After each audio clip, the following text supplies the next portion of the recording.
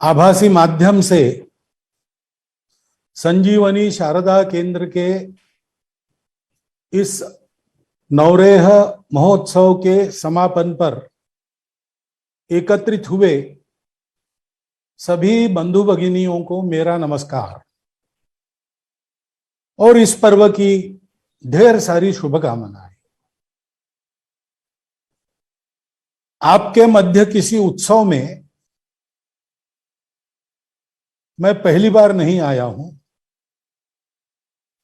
2011 में हेरत उत्सव के निमित्त दिल्ली के कार्यक्रम में मैं प्रत्यक्ष उपस्थित हुआ था।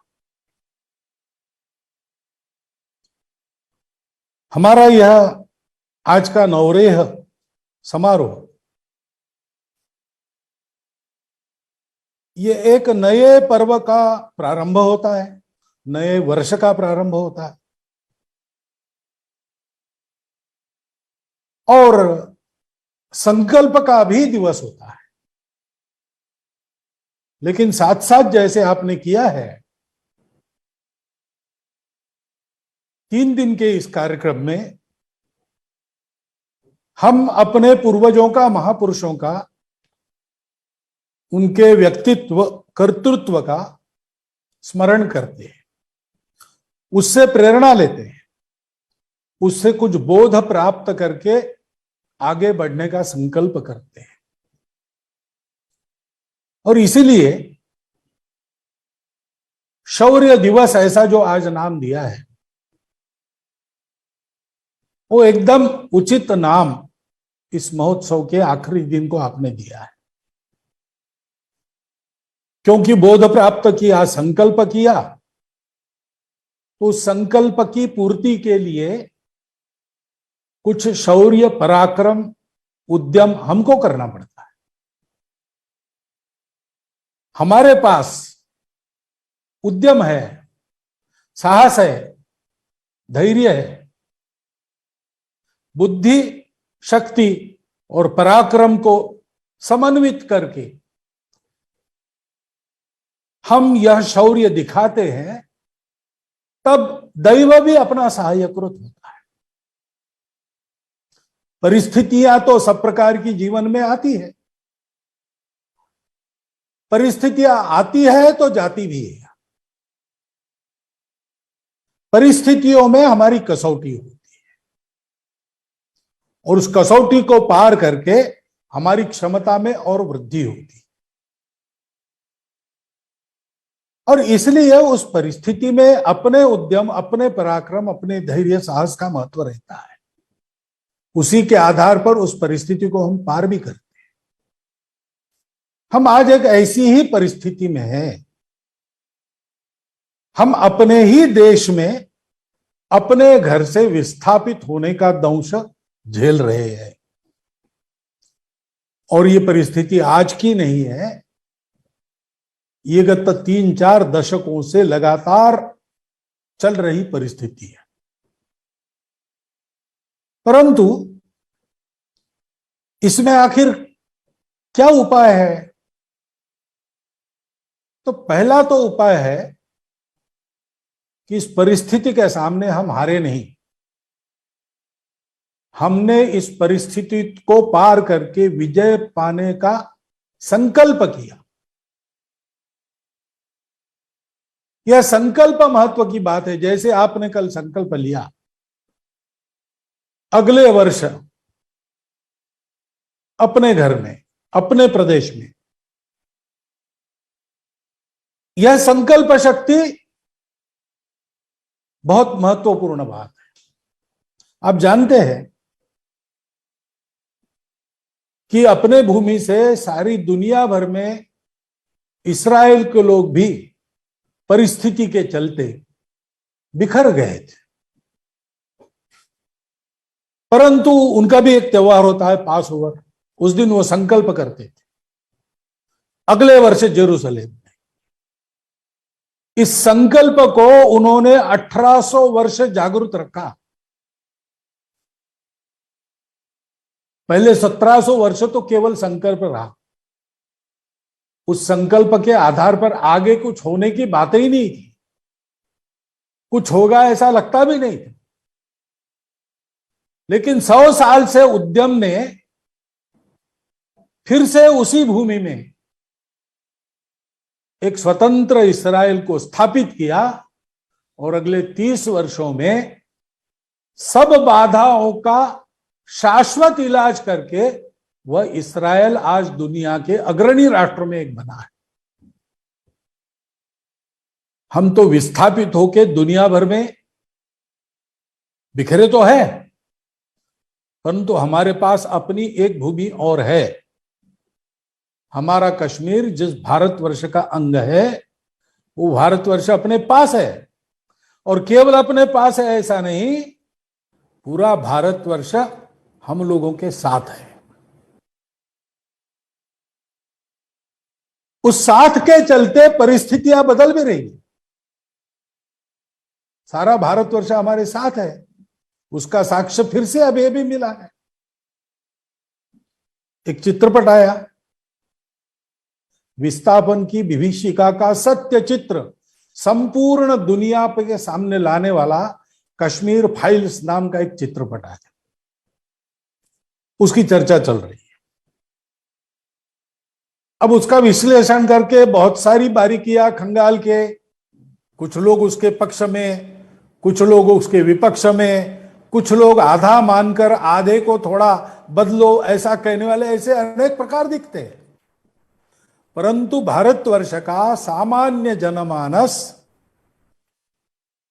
ये कह रहा है कि इस विदारक सत्य को फिर से सारी दुनिया के सामने लाके इस फिल्म ने न केवल कश्मीर के विस्थापित लोगों की व्यथा हमारे सामने रखी, उसने हमको झंझोड़कर जागवाया। हमको कितना सजग रहना चाहिए इसका भान हमको आ गया, और इस अन्याय का परिमार्जन करना यह हम सबका कर्तव्य रहेगा। इस प्रकार की भावनाएं आज सारे भारत में है। जब ऐसा है तब अगले वर्ष अपने घर में हम रहेंगे, अपनी भूमि पर रहेंगे, जहां हमारा घर बार था वहां हमारा घर बार फिर से होगा। यह जो अपना संकल्प है उसकी पूर्ति के लिए अब बहुत दिन बाकी नहीं है। वो संकल्प निश्चित पूर्ण होने वाला है और शीघ्र पूर्ण होने वाला है, परंतु वो अपने आप नहीं होता है। पूर्ण होते तक सतत परिश्रम करना पड़ता है। एक सुभाषित है, रत्नैर महारहैर न स्तुतुषुर न देवा, न भेजिरे भीम विषेम भीतिम, सुधाम विना न प्रयुर्विराम, न निश्चितार्थाद विरमंती धीरा। समुद्र मंथन का वर्णन है। कितने रत्न प्राप्त हुए, लेकिन उन रत्नों के कारण लुभा कर देवों ने अपना प्रयास बंद नहीं किया। उनको चाहिए था अमृत, उसके बिना समाधान नहीं। बहुत कुछ मिला, दुनिया के अलौकिक रत्न मिले, लेकिन उससे वो संतुष्ट नहीं हुए। सारी दुनिया को जलाकर भस्म कर दे इस प्रकार का भयंकर हलाहल विष, वो भी उसमें से निकला, लेकिन भय के मारे देवों ने अपना उद्यम बंद नहीं किया। देवों में ही एक साक्षात शिव जी ने उस हलाहल का प्राशन करके सारे विश्व का उसके दाह से बचाव किया और उसको अपने कंठ में धारण किया। लेकिन मंथन चलता रहा। अमृत के बिना विश्राम नहीं, क्योंकि जो धैर्यशाली पुरुष होते हैं, जो धीर पुरुष होते हैं, अपने निश्चित किए हुए संकल्प की प्राप्ति के बाद ही वो विश्राम करते, उसके पहले नहीं। ऐसा शीघ्र होगा, लेकिन हमको प्रयास जारी रखना है। वो प्रयास कैसे होगा? उसका मार्गदर्शक अपने पूर्वजों का चरित्र है। उद्यमम, साहसम, धैर्यम, बुद्धि, शक्ति, पराक्रमः षडेते यत्र वर्तन्ते तत्र दैवम सहायक। दैव तब सहाय्य करता है जब ये 6 होते हैं: उद्यम, साहस, धैर्य, बुद्धि, शक्ति, पराक्रम। बुद्धि, शक्ति, पराक्रम ये अपनी क्षमताएं हैं जो हमारे पास है। हमने एक बार नहीं 1000 बार सिद्ध की है। इस विस्थापन के कारण अपनी भूमि से उखड़कर संपूर्ण दुनिया में फैलने के बाद भी हम लोगों का बुद्धि, शक्ति और पराक्रम से अपने आप को जीवन में स्थिर करने का प्रयास ये अयशस्वी नहीं है। हमने उसको अभी तात्कालिक रूप से जारी रखा है इसलिए कि हमको फिर से वापस जाना है। हमारी क्षमता है दुनिया में हम कहीं भी बस सकते हैं, लेकिन हमारा संकल्प है हम अपने भूमि में बसेंगे। और इसलिए बुद्धि, शक्ति, पराक्रम की हमारी जो क्षमता है उसका लोहा तो सारी दुनिया ने माना है, परंतु उद्यम आवश्यक है। और आनंद की बात है कि पिछले बार हेरथ में शिवरात्रि में मैं आपके बीच में था, तब मैंने ये कहा था, मैंने आपका अभिनंदन किया था। आपको देख के मुझे एक हिम्मत मिलती है ऐसा मैंने कहा था। इतनी विभीषिका में भी अपने जीवन की आशा, अपने जीवन का उद्यम, अपने जीवन की प्रसन्नता कायम रखकर आगे बढ़ने के लिए आपका जो सतत प्रयास है उसके लिए मैंने आपका अभिनंदन किया था। और मैंने यह कहा था कि समस्या का हल व्यापक जनजागरण से होगा। इसमें बाधा बनने वाली 370 जैसी बातें हटनी पड़ेगी। और देखिए 2011 के बाद 11 वर्षों में हम सब लोगों के मिलकर किए हुए प्रयासों के कारण आज 370 नहीं है और आज हमारे वापस जाने की राह प्रशस्त हो रही है। यह हमारा उद्यम है, उस उद्यम को हमको जारी रखना पड़ेगा। उसके लिए साहस करना पड़ा तो साहस करने से चूकना नहीं है, परंतु मुख्य बात है धैर्य। धैर्य रखना है। सब परिस्थितियां समान नहीं होती और सब परिस्थितियों में हमारा बल भी समान नहीं होता। शरीर का बल है, शरीर की प्रतिकार शक्ति है, उसमें भी कम ज्यादा होते रहता है। और इसलिए जिस परिस्थिति में हम हैं, उस परिस्थिति में हम किस प्रकार से अपने बल का प्रयोग करें, वो बल की स्थिति में है, ये देख के करना पड़ता है। आपने 3 नाम लिए, श्री भट्ट जी का नाम लिया, गुरु महाराज तेग बहादुर जी का नाम लिया।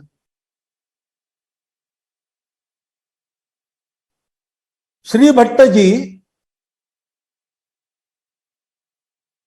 शूर पराक्रमी सब रहे ही होंगे, परंतु उनका जो समय था उसमें उनकी जो स्थिति थी उसमें लड़ना संभव नहीं था। लेकिन उसके कारण उन्होंने अपना ईप्सित ध्येय छोड़ नहीं दिया। उन्होंने वैद्यक के ज्ञान में अपनी जो कुशलता थी इसका प्रयोग करके जिस शक्ति को हम परास्त नहीं करते उस शक्ति को प्रसन्न कर लिया और उसकी प्रसन्नता के आधार पर विस्थापित हुए अपने सभी बंधुओं को सम्मान पूर्वक फिर से बसने का रास्ता खुला कर दिया। तो यह नहीं था कि श्री भट्ट जी लड़ना नहीं जानते थे, लड़ना भी जानते थे, परंतु वो समय वैसा नहीं था और वैसा समय नहीं था इसलिए वो हारे नहीं, धैर्य पूर्वक जैसा समय था वैसा उपाय उन्होंने किया। अपनी कला कुशलता का उपयोग उन्होंने अपने स्वार्थ के लिए नहीं किया, उन्होंने उसके बदले में अपने बंधुओं के हित को मांगा, अपने देश के हित को मांगा। हम संघ में पहले एक कथा सुनते थे, इतिहास की घटना है, बात की इतिहास की घटना है। शाहजहां की लड़की बीमार थी, उपचार नहीं हो रहा था, तो वहां एक ब्रिटिश डॉक्टर था। उस ब्रिटिश डॉक्टर से दवाई लेने पर वो ठीक हो गई, तो शाहजहां ने उस डॉक्टर को कहा कि क्या चाहिए, मांगो मैं दूंगा। लेकिन उस डॉक्टर ने अपने लिए कुछ नहीं मांगा, मांगता तो मालामाल हो जाता, डॉक्टरी बन करके आराम से रह सकता था 3 पीढ़ी तक, इतना उसको मिलता। परंतु उसने अपने लिए नहीं मांगा, उसने बादशाह को मांगा कि अंग्रेज व्यापारी जब इस देश में आते हैं, हमारे देश से ब्रिटिश, तो उनके लिए आप जकात को माफ कर दो, टैक्स को माफ कर दो। तो अंग्रेजों के व्यापार को यहां पर अधिक सरसाने के लिए, अपने देश के अर्थतंत्र को बढ़ाने के लिए जो चाहिए था वो उसने मांग लिया। हमको अपने बच्चों को यह कथा बताने की आवश्यकता नहीं, क्योंकि हमारे इतिहास में श्री भट्ट जी की कथा है। उन्होंने अपने वैद्यकीय कुशलता का उपयोग करके अपने भूमि से उखड़े हुए अपने बंधुओं को फिर से वहां स्थापित करने का काम किया।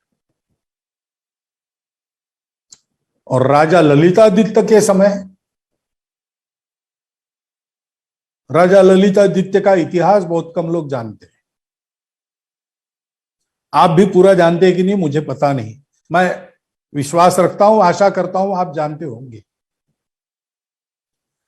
लेकिन जिन महापुरुषों के इतिहास से स्फूर्ति लेकर अपने देश के लिए पराक्रम करने वाले, प्राणों तक की बलि चढ़ाने वाले वीर योद्धा तैयार होते हैं, उन महापुरुषों की श्रृंखला की अग्र पंक्ति में राजा ललितादित्य का नाम है।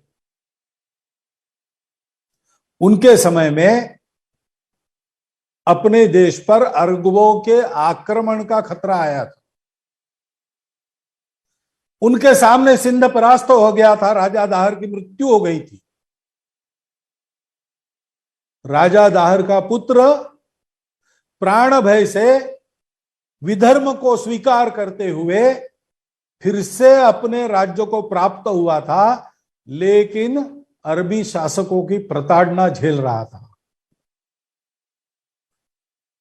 और अपने सिंध विजय के कारण उत्साहित हुए वो अरब अब पंजाब को, राजा ललितादित्य का जो साम्राज्य था कश्मीर का, उसको, यानी ललितादित्य मुक्तापीड़ के पिताजी और चाचाजी ने स्थापन किया जितना था उसको, और काबुल जाबुल की अपनी शाहियों को डरा रहे थे, उनके सीमाओं पर दस्तक दे रहे थे, और यह निश्चित था कि वो आक्रमण करेंगे। गुजरात की तरफ, राजस्थान की तरफ, पंजाब की तरफ, हिमाचल, कश्मीर और आज जिसको अफगानिस्तान कहते हैं उस तरफ अपने हाथ पैर पसारने का उनका इरादा बिल्कुल साफ था, और वारदातें उन्होंने शुरू कर दी थी। उस समय जो तिब्बत के शासक थे दूसरी तरफ, उनके मन में भी अपने साम्राज्य विस्तार की आकांक्षा थी, और पूरब में चीन को और पश्चिम में हिमाचल से लगे अपनी सीमावर्ती सभी राज्यों को वो धमका रहे थे। मगध तक जीतने की उनकी इच्छा थी। ऐसी स्थिति में राजा ललितादित्य मुक्तापीड़, उन्होंने क्या किया? उन्होंने भारत के राजाओं का संघ तैयार किया। कोई औपचारिक सभा करके ये नहीं हुआ, लेकिन दूत भेजे, वार्ता ही हुई। और अपने राष्ट्रीय हित को उन्होंने जगाया।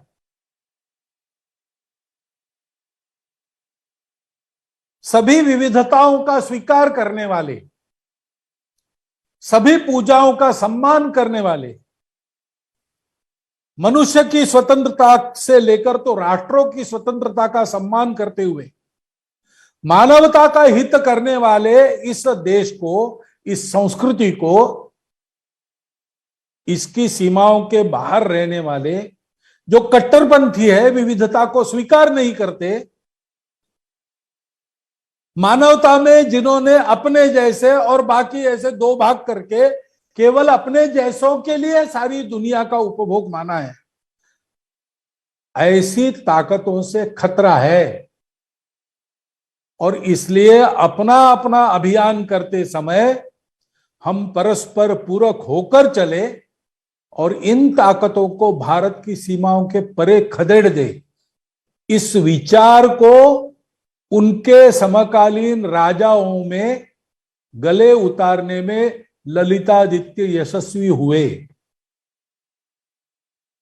कोई विचार किसी को आदमी समझाता है और जिसको समझाता है वो मानता है, तब उस विचार की सत्यता, ये एक बात रहती है। ललितादित्य जी का विचार सत्य था, आज भी वो सत्य है, आज भी हमारा वही विचार है।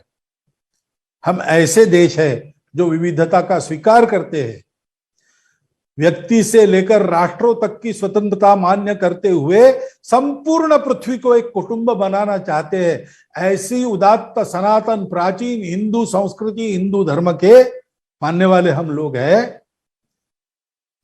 इसलिए दुनिया की कट्टरपंथी ताकतें हमको बार बार धमकाती है, लेकिन उनसे विजय पाना और दुनिया को भी उनके चंगुल से मुक्त करना, ये हमारा ईश्वर प्रदत्त कर्तव्य है।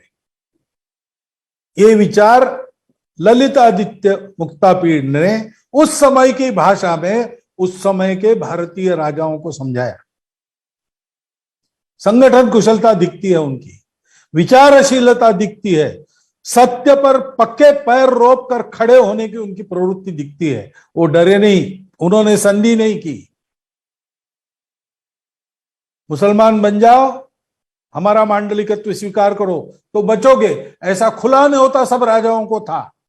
उन्होंने ऐसा नहीं किया और अन्य लोगों को भी इस खतरे से बचाया प्रबोधन करके। और एक उदाहरण भी उनको ऐसा मिला कि राजा आधार के जो पुत्र ऐसे हो गए थे,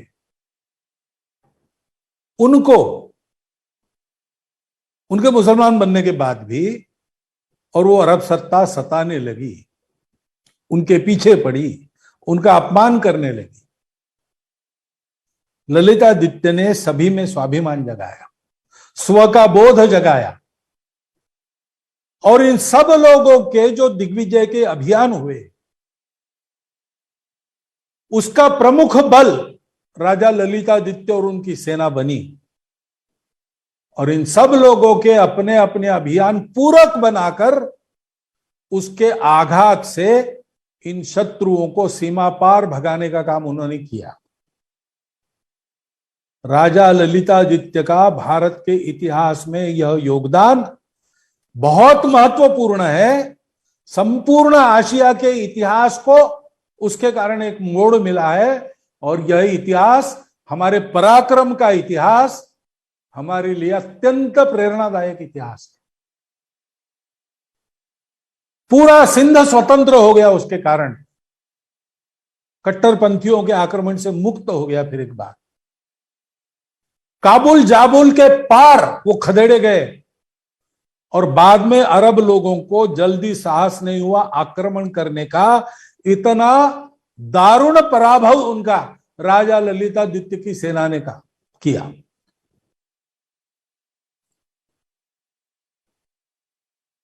चीन की सहायता लेकर तिब्बत के जो साम्राज्यवादी मंसूबे थे, उसका काट उन्होंने किया। और यह आक्रमण का पूरा बंदोबस्त हो, वैसे उनको करने की आवश्यकता नहीं थी, क्योंकि इस दिग्विजय को करके जो पांचों मार्ग थे जिससे व्यापार चलता था हमारा बाहरी देशों से, चीन तक इधर और पश्चिम में उधर ग्रीस तक, उन सब मार्गों को उन्होंने मुक्त कर लिया था। लेकिन आज हमने मुक्त कर लिया है, लेकिन भावी काल में फिर से यह आकांक्षाएं आक्रामकों की जागृत हो सकती है, इसलिए उनका पूरा विमोड़ किया जाए। इसलिए उत्तरापथ पर चल पड़े, पामीर के पठार तक गए। ललितादित्य का देहावसान अपने देश से बाहर विजय के समय में विजय प्राप्त करते हुए उस रणभूमि में हुआ। इतना स्फूर्तिदायक ललितादित्य का राज्य और उनका प्रशासन भी, गवर्नेंस भी, सुशासन का एक आदर्श था। प्रचंड साम्राज्य, उस समय जिसको मध्य क्षेत्र कहते थे भारत का, कन्नौज के राजा यशोवर्मन उसका साम्राज्य, और पूरा उत्तर भारत, उत्तर क्षेत्र ये ललितादित्य के आधिपत्य में था। ललितादित्य लगभग अपनी सारी कारकिर्द लड़ते रहे, अपने राज्य के बाहर जाकर दूर लड़ाइयां करते रहे, लेकिन ऐसा होने पर भी उनके अपने राज्य में किसी प्रकार की अव्यवस्था नहीं थी। ऐसा सुशासन का उनका आदर्श था।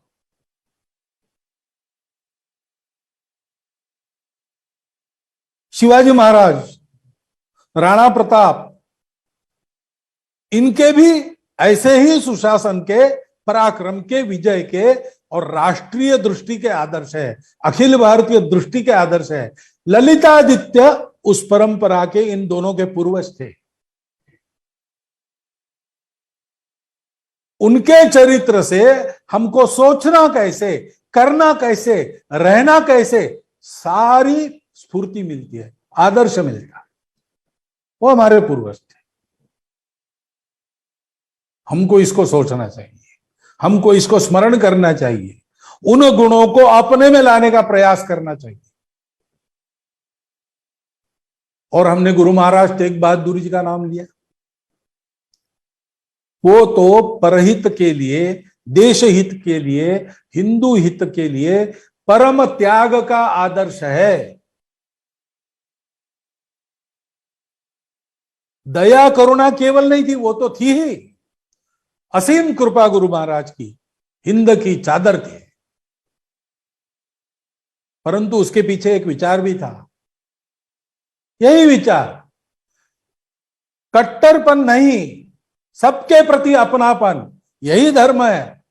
उस धर्म के लिए उन्होंने औरंगजेब ने दिया हुआ आह्वान स्वीकार किया, कश्मीरी पंडितों के विनंती को स्वीकार किया और उनको बचाने के लिए स्वयं चलकर गए दिल्ली में, और वहां अनन्वित अत्याचारों का सामना करते हुए सिर दिया लेकिन सार नहीं दिया। अपने स्वयं के प्राणों की बलि चढ़ाकर उन्होंने भारत के प्राणों की रक्षा की। ये त्याग, ये धैर्य, ये साहस और पराक्रम, इसके साथ हमारी बुद्धि शक्ति का संयोग हो और हम सतत प्रयासों में लगे रहे, इसकी आवश्यकता है। जन जागरण हुआ है। आज भारत का लगभग सब व्यक्ति, सामान्य व्यक्ति, कश्मीर के विस्थापित हिंदू बंधुओं का दुख दर्द जानकारी कम से कम उसकी रखता है और उनके साथ सहानुभूति रखता है। जन जागरण हुआ है, नीतियां चलेगी। लेकिन और एक बात हमको ध्यान में रखनी है, अगले साल जाएंगे, अगले साल जाएंगे, पूरा होते तक करेंगे, लेकिन वास्तव में कब जाएंगे? अब जाएंगे तो ऐसा जाएंगे कि अब वहां जाकर बसने के बाद फिर ये विभीषिका कश्मीर में हमारे नसीब में नहीं आएगी। ये 8वीं बार हम बाहर आए हैं, उसी कट्टरपन के कारण हमको बाहर आना पड़ा है। अब जाएंगे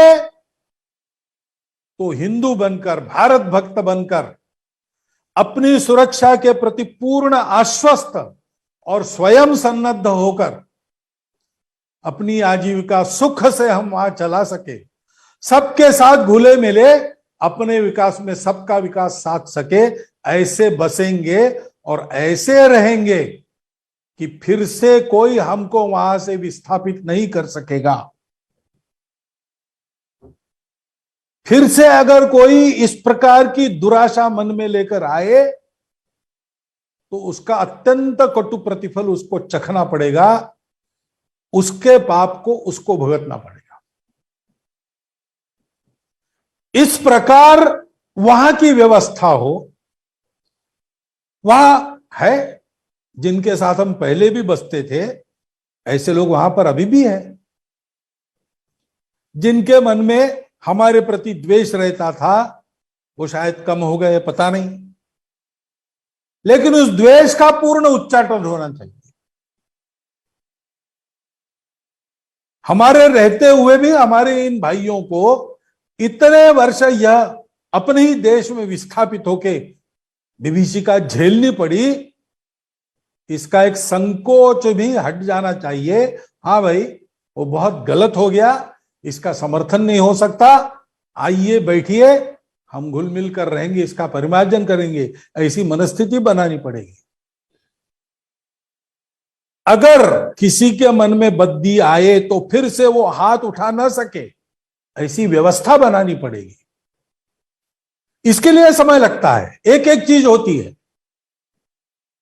प्रयास करने पड़ते हैं, समय आने पर फल मिलता है। 2011 में भी हम इसी संकल्पों को कर रहे थे। 2011 में भी जन जागरण हुआ था। सोचकर भी कश्मीर किसी को देने की बात नहीं मानी जा सकती थी, परंतु हमारे प्रयासों के फल पाने का वो समय नहीं था, वो समय अब आया है। धैर्य पूर्वक अपना उद्यम जारी रखना और अपनी शर्तों पर हम चाहते वैसा हम जाकर वहां बसे, इसके लिए जो जो प्रयास करना है उस प्रयासों को करना। इस प्रयास में सारा देश आपके साथ है, केवल आपको वहां बसना नहीं है। फिर से ऐसी उजड़ने की बारी ना आए, इसलिए संपूर्ण भारत का अभिन्न अंग बनकर संपूर्ण भारत के मजबूत और जागरूक सुरक्षा की छाया में हमको रहना है। अब कश्मीर से लोग उजड़ेंगे और भारत के लोगों को पता ही नहीं होगा, बाकी भारत के लोगों को, ऐसा फिर से नहीं होगा। इतनी जागृति भी लानी पड़ेगी, सतत जागृति लानी पड़ेगी। ये सारे काम चल रहे, आगे बढ़ रहे। हमारे संकल्प के पूर्ति का समय निकट है। हड़बड़ी ना करते हुए हमको धीरे धीरे अपने के लक्ष्य की ओर मिलजुल कर आगे बढ़ना है।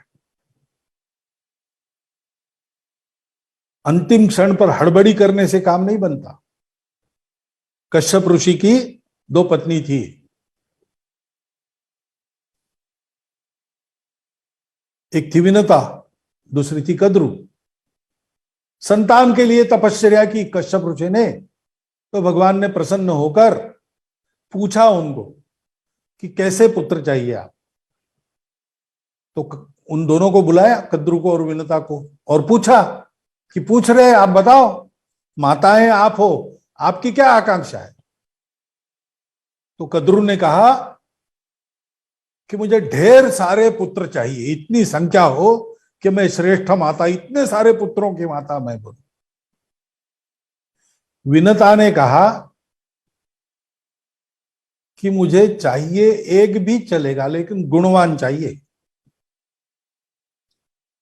विनता को संख्या की आकांक्षा थी, तो उसको 1000 पुत्र, यानी भगवान ने ऐसा कहते हैं कि 1000 अंडे दिए, इसको से तो इसमें से तुम्हारे पुत्र निकले।